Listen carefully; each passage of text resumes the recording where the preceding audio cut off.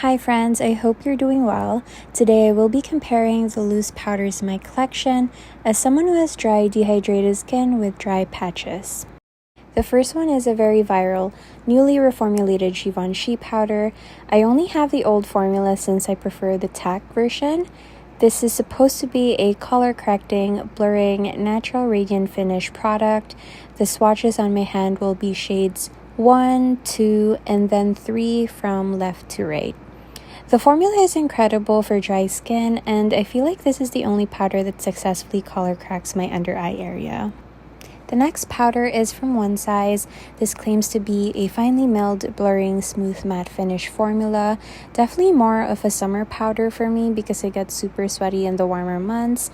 Universal Translucent is swatched on the left and Ultra Pink on the right. Okay, I'm so excited for the following product as it's quickly becoming a staple in my makeup routine. The Makeup by Mario Tack-Free Powder is a blurring and smoothing formula with a natural finish. This has worked astonishingly well for my skin type, and I think it's quite comparable with other high-performing powders in the market right now. I will show comparisons later in the video. I got the shade Fair Pink so far, even though I would like more shades. I'm very impressed with this new launch. Then we have the original Mercier powder. They know that this is a lightweight matte formula for normal to oily skin.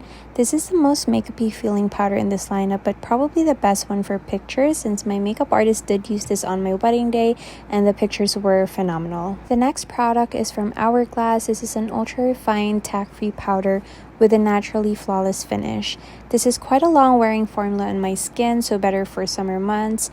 Probably the most oil controlling product from Hourglass that I tried so far. I did get a sample from the website. I don't think it's the best on my skin type for an everyday powder because it reminds me so much of the OG Laura Mercier finish. The Chanel powder claims to be a perfecting powder with an ultra lightweight and airy texture that mattifies the skin without accentuating lines and beautifies the complexion with a sheer finish. This is quickly becoming my favorite luxury powder since the Givenchy has reformulated. It's very smooth. It has a little bit of pigment to it. I got it in the shade 12. I will be comparing the price per gram later in the video, but this one gives you so much product for the price. The Kimchichic powder claims to be a lightweight powder that will keep you snatched all day. I love this formula. It's a touch more oil controlling than Huda, but it's still very finely milled and blurring. Not to mention the price is so affordable. I feel like this product is more suited to oilier skin types, but again in the summer I get super sweaty and this is a lifesaver. The next powder is a very popular Easy Bake setting powder. I have the shades Sugar Cookie on the top, Cupcake in the middle, and Cherry Blossom. Huda Beauty claims this to be a silky setting powder that blurs fine lines and locks makeup all day long. As a makeup obsessed girly, I'm just biased to properly sourced tack formulas. I think they're unmatched. The texture and blurring just can't be replicated by other ingredients. This will guarantee an airbrush finish for sure. Lastly, we have the e.l.f. Halo Glow Powder. I'm obsessed with the e.l.f. formulas. They keep coming out with great products. Most are not so original, but I appreciate the affordability with the quality you get. This is no exception. It smooths pores and gives you a beautiful soft finish look. I don't think it's the best of the best, but definitely a great bargain without sacrificing the performance of your product. I'm going to go ahead with the swatch comparisons. I've divided the powders into 3 categories. The first one is mostly the translucent shades. Now this category I'm dividing further into the peachy shades and the yellow shades just based on the tones. We have the yellow ones on the right and the peach ones on the left. Of course the opacity is very low with powders. These will not show up straight up yellow or peach, but it's helpful to match the colors to your undertone so you can gauge which ones will be brightening or more close to your skin tone to suit your preferences. So from left to right, the first one is from Hourglass in translucent, then e.l.f. in light, and then Laura Mercier in translucent. I did forget the translucent One Size swatch. They all belong to the translucent with yellow tones powders.